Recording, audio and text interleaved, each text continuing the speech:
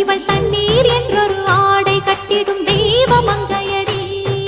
தையம் தீயம் தக்கு தீயம் தக்கு தையம் தீயம் தக்கு தீயம் தக்கு தையம் தீயம் தக்கு தீயம் தக்கு